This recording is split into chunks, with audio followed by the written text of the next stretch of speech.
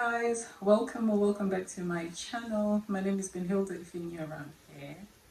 So in today's video we're going to talk about New Year goals. So I was just having a conversation here at home and I thought, why not invite you guys into the conversation?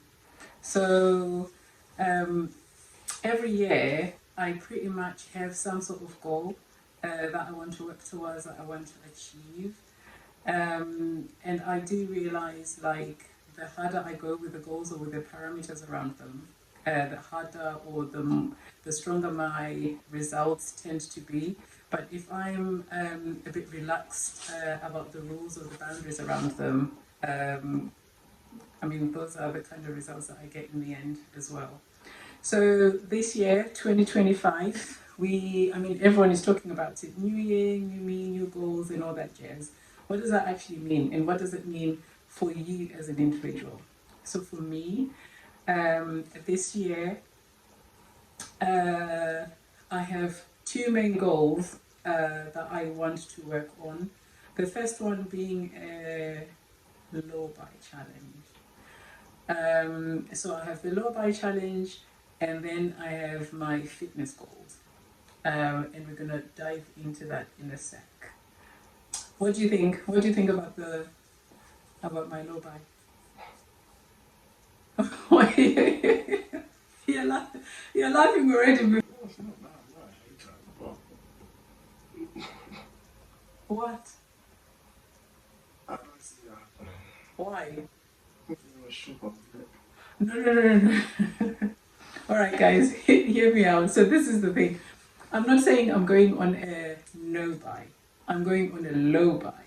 And the difference between those two is on a no buy, you don't buy anything at all. And I don't want that because I don't want to restrict myself, right? I still want to enjoy my life. I still want the freedom to be able to get myself the things that I want. So I'm going on a low buy, which means I am just buying less than I usually do. Does that make sense? Do you see the difference? He's doing that. Well, I mean, the thing is, I know broke people do low buys, but it's not my choice. So it depends. No, but I'm choosing to do this. I'm choosing to. Okay, so let me try and explain. So, so for my low buy, I have specific areas that I want to focus on, right? And I have my 3 whys that are going to keep me accountable, and that's always going to be like the constant reminder as to why I'm doing this. So while I was just sitting here on my sofa, I have my iPad, I have my phone, my notebooks, pens and stuff, just to kind of dial down into all the things that I want. To be specific, for me, like, I have my 3 whys that are going to help me through the journey. So the first one for me is to practice discipline and self-control. And that is to just help me be a better person, because I know, like, if I'm disciplined and I have self-control in this area, it's just going to spill over into other areas of my life. Do you understand? So, like, say for example, like, we're always like being influenced on social media, here on the YouTube space with our favorite influencers, our favorite celebrities and stuff, to be buying anything and everything that they're talking about, because there's a part of you that just wants to feel like you can relate. I mean, there are other things that you actually get to use and you actually do enjoy as well. So say for example, fitness gear or tech or beauty and skincare, makeup, that kind of thing, if that's the kind of thing that you're into. And then if sometimes YouTubers, they introduce you to like the latest things or nice things. There could be, say for example, a perfume that you wanted to try but you weren't quite sure. So if you hear your favorite celebrity or favorite influencer talking about it and saying, "Oh, it's really good," and all of this, that might just help you to make that decision. So if it's something that you were going to do already anyway, that's fine. But where it then goes pear-shaped is when you end up just buying loads and lots and lots. Because I remember going through this journey a few years back with makeup, just buying anything and everything that came in my shade for my skin tone. I was buying it because all the influencers were, all my favorite YouTubers were doing that. So if they say, whatever brand, for example, or this is really nice, for oily skin, this that, and the other, I would go and buy it too, and I ended up with like tons and tons. And I completely forgot that I'm just an ordinary person. I just wear makeup as a regular girl. These girls on YouTube, they actually do it as a career. So they're either getting all these things as PR, or they're then using it to kind of like market their brand. It's work for them. So, they do need the stuff if you like. But for me, I didn't need any of those things. I only have one face, one set of one set of lips, a set of eyes. Like, how many eyeshadow palettes do I need, right? So I ended up having to do like a declutter challenge. But I think that was all unnecessary. It was fun, but I don't think it was really necessary, right? So that's where I'm trying to avoid going. So by being self-controlled in terms of, just because, this is the latest thing, I don't have to have it. If I go out with my girlfriends and, someone is smelling nice and I'm like, oh, that perfume, it smells really nice on you. What do you have? I don't have to have it too, That's my first why, right? My second why is by just avoiding or curbing the impulse spending, I'm actually going to save by default. If I'm not spending it unnecessarily, that money is staying in my bank account. So that's actually going to help me with saving, either, continuing to build on my emergency fund, or saving for that big purchase that I've been looking to get, or if it's saving for a holiday, or things like that. So the less that I spend on what's unnecessary, the more money I'm actually going to have to go towards the things that actually do matter. And then my third why is to actually use up the stuff that I've already accumulated. So we know it's a lot of things, right? So not only am I just using up what I already have and actually get to know if I actually do like the things that I already have, as opposed to, just getting more and more and more and more. I actually know whether I actually do like that perfume. So if I only have like 3 perfumes left, I actually get to know if I actually like that scent or I was just joining the bandwagon, And that goes for any other things. If it's tech, for example, do I actually like that gadget? Or I'm just getting it because everybody else has it. So by using the things that I already have, I actually get to appreciate what I already have. And I think that helps to build a sense of gratitude, which goes in such a long way and spills over into other areas of my life as well. And I think that will just kind of help to ground me in a lot of ways. And also something that's really cool, if I'm actually using up the things that I have, I actually end up decluttering my space. So if I use it and not replace it necessarily, I can actually start to see space in my cupboards, things aren't like piling on top of each other, looking messy. And it's actually true what they say. If you declutter your space, it actually frees up your mind as well, because cluttered spaces, cluttered minds, you can't think clearly, right? But what I'm going to say though, because I'm not on a no buy, I'm on a low buy, I have things that I still want to get for myself. So I do have my own wish list, and I'll share that with you. So it's so my wish list is to do with the areas that I am focusing on for this low buy. So the first area is fitness. So in terms of like my gym wear equipment, because you've seen the Shein hauls, right? I just have so much. I don't need any more. but something trendy might come in, or something might catch my eye, or something that I don't already have in my wardrobe might come up, and I might just fancy to try it, you know. So I'm leaving room for things like that, not to get in excess, but to just try out new things, right?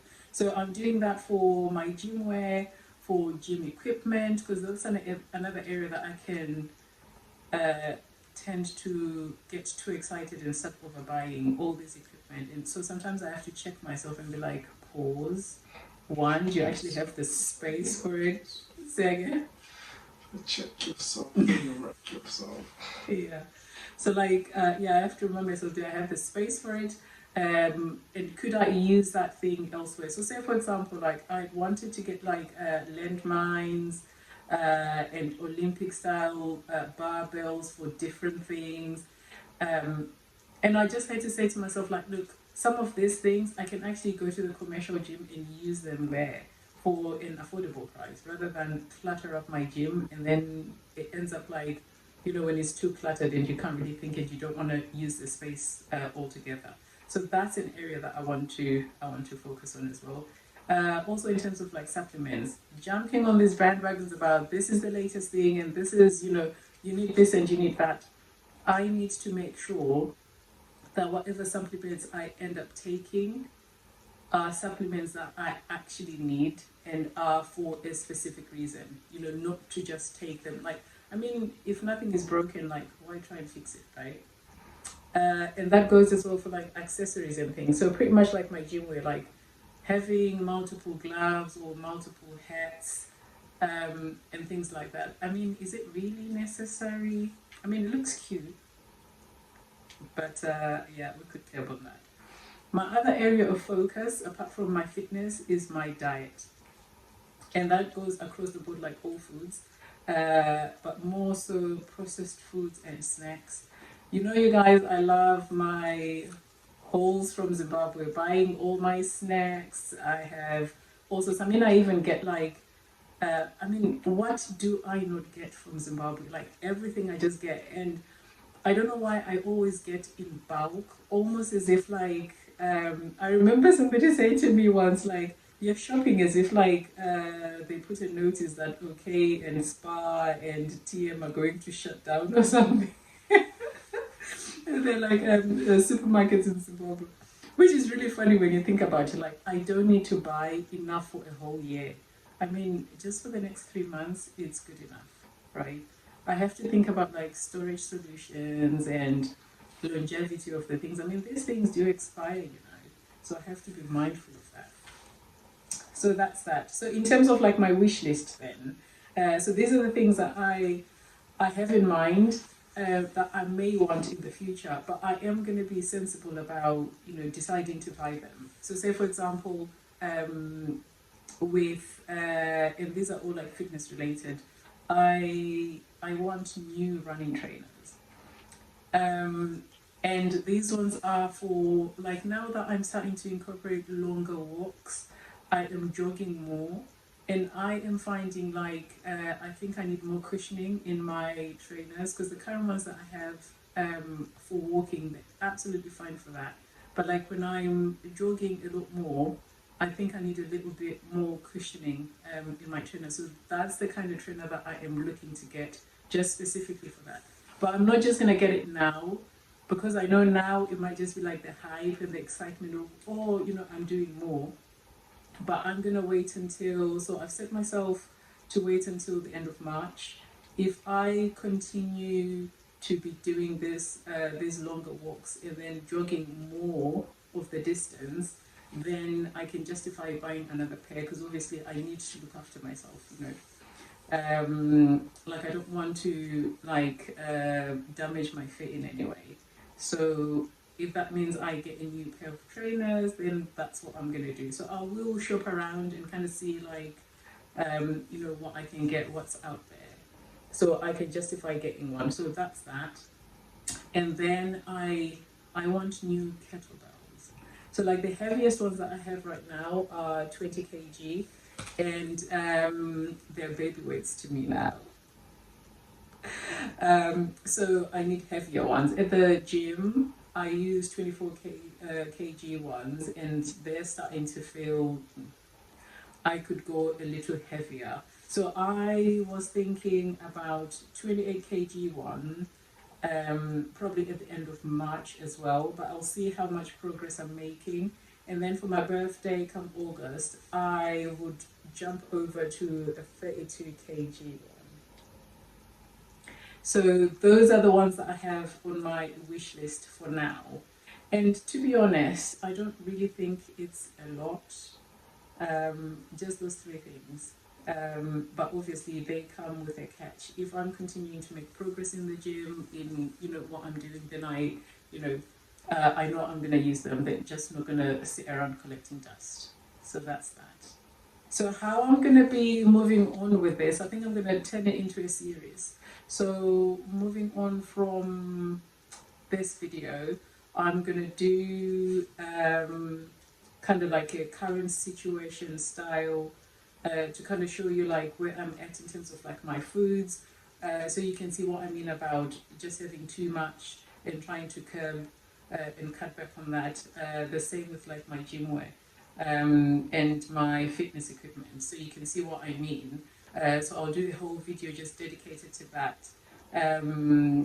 And then we'll just do check-ins as the year goes along. So I think I'm gonna do check-ins every 4 months. I'll do my first one at the end of April, and then the next one would be at the end of August, and then do one at the end of the year. So hopefully I'm gonna be able to stay on track. But I mean, the updates are basically gonna be about like how I'm getting on, if I'm finding things difficult, if I'm switching things about, if there's any new things that I brought into my life. Yeah, and then we'll just talk about it and see how we get on. I think that's it, you guys. Let's have a conversation down before. Tell me what your goals are for the year, if you're doing goals, if you believe in that sort of thing. What you think about my goals. Oh, I've actually forgotten my fitness goals in terms of my workouts in the gym is I want to get stronger. I want to get stronger. And by that, I mean I want to build strength. So I want to lift heavier than I currently am. So I'm not going to put like a number on it because I don't want to be fixated on the number, but I just want to be progressively overloading in all areas. So I want to work on my lat pull downs, on my leg press, on my divergent rows, on my shoulder press, on my RDLs and kettlebell squats. So for those, I already have like the numbers down for like where I'm currently at.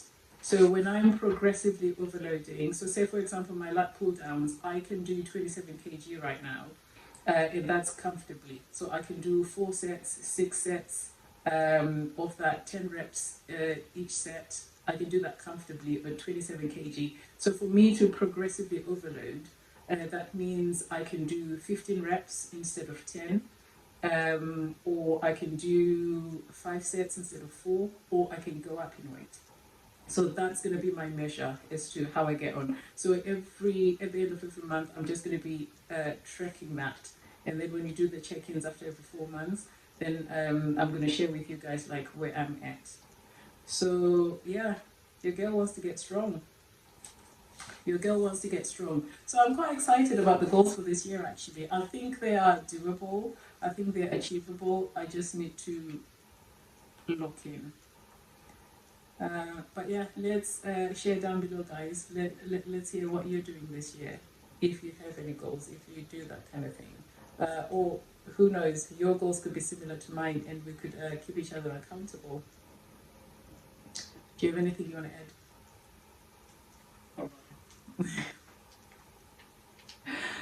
Bye, guys. Hey, guys. So just before I go for the day, I just thought I'll do a quick unboxing. Somebody was really kind and thoughtful.